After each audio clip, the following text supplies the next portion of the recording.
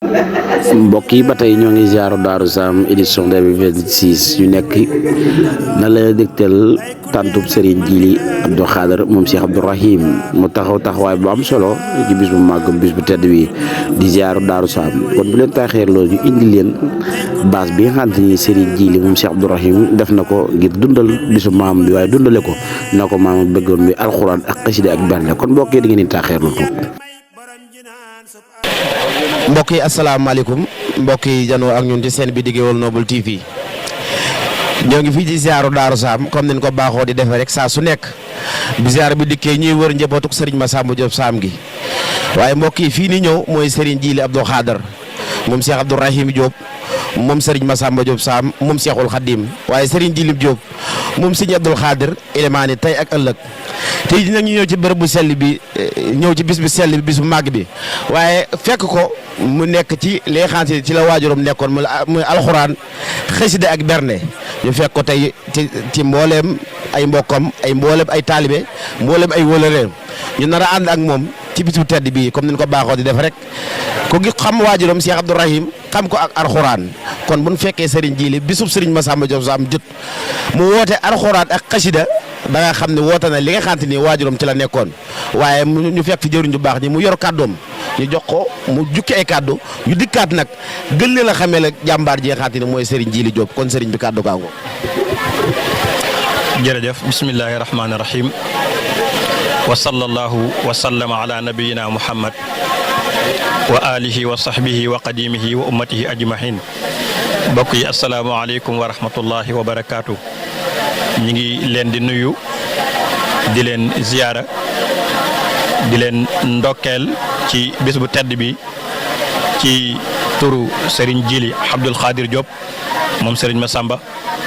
moom Cheikh Abdou Rahim Diop moom Serigne Massamba di ndongal Cheikh Amadou Moustapha Cheikh Abdou Khadre Mbacké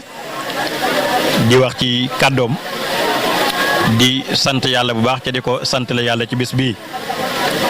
nga xam ne mooy bisum maamam nga xam ne jëmb ji tëdd fii muy Serigne Massamba ca Serigne bi moo ko joxoon digal mu ñëw fii ne ko demal lépp fekk la fa taalibe yi fekk la fa nga xettali leen adduna ak alaxira tey ñu di ko fàttali ko bisum ñaan bisum siyaar waaye nag di fàttali ko itam sunu Serigne bu tedd ba muy Serigne Abdou Rahim Diop nga xam ne moo fi mujj ci ay doomam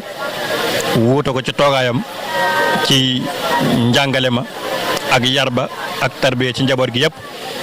ba tey ñu di ko jooy ca noppeegun ñu ngi koy ñaanal sunu borom dolli ko leer ak njëggal ak ngërëm di ñaanal Serigne Cheikhouna Diop mi nga xam ne moom moo toog toogaayam yàlla na yàlla sàmm ko ca dëgëral ko moo ko rakam di sant yàlla bu baax na ci lii nga xam ne mooy ziar bi ca